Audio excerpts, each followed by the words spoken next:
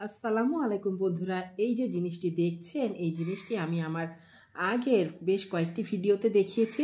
আপনারা যারা আমার ভিডিও দেখেছেন আপনারা চিনতে পারবেন হয়তোবা, আর যারা দেখেননি চিনতে পারবেন না। আমি তাদের জন্য আবারও বলছি, এই যে জিনিসটি আমি আপনাদের দেখাচ্ছি এই জিনিসটি দিয়ে আমি খুব সুন্দর করে আজকে আপনাদের মিল্কশেক করে দেখাবো। এই জিনিসটি কি আমি আপনাদের একটু পরে বলছি। এই জিনিসটি দিয়ে অনেক রকম রেসিপি বানানো যায়, আবার শুধু শুধু খাওয়া যায়। খুবই সহজলভ্য একটি জিনিস, শুধু দরকার সংরক্ষণের। আমরা যারা সংরক্ষণ করে রাখতে পারি সারা বছর কিন্তু এই জিনিসটি দিয়ে আমরা বিভিন্ন রকমের রেসিপি তৈরি করে আমাদের পরিবারকে উপহার দিতে পারি। তা চলুন আজ আমি আপনাদের দেখাবো, মিল্কশেক করে দেখাবো। আমি এর আগে আমার ভিডিওতে দেখিয়েছি, পায়েস করে দেখিয়েছি, শরবত করে দেখিয়েছি। আজ আমি আপনাদের মিল্কশেক করে দেখাচ্ছি। আপনারা চাইলে কোনো কিছু না করেও এই জিনিসটি শুধু শুধু খেতে পারেন, খুবই ভালো লাগে।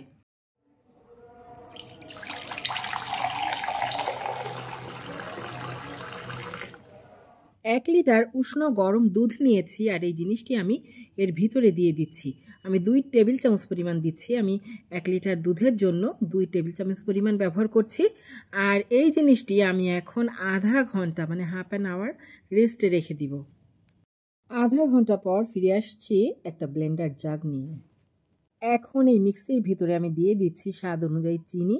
আপনারা চিনিটা যদি স্কিপ করেন তাহলেও হবে, কারণ আমি যে সকল ইনগ্রেডিয়েন্টস এখানে ব্যবহার করব সেখানে সামান্য মিষ্টতা আপনারা পাবেন। তবে বেশি যদি আপনারা চান যে না আমরা একটু বেশি মিষ্টি পছন্দ করি তাহলে এখানে চিনি অ্যাড করবেন, আদারওয়াইজ না।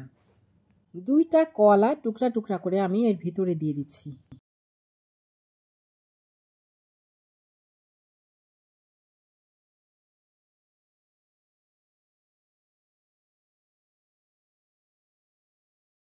এর ভিতরে আমি দিয়ে দিচ্ছি 2 টেবিল চামচ টক মিষ্টি দই।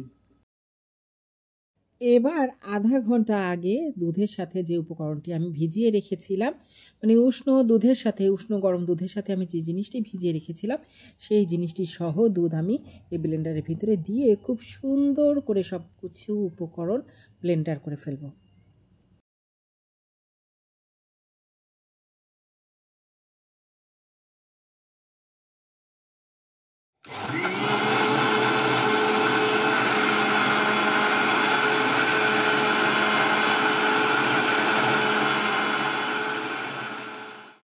ব্লেন্ডার করার পর আমরা সাথে সাথে পান করতে পারবো, তবে খুব স্মুথলি একটা টেক্সচার আনার জন্য আমি ছেঁকে ফেলছি।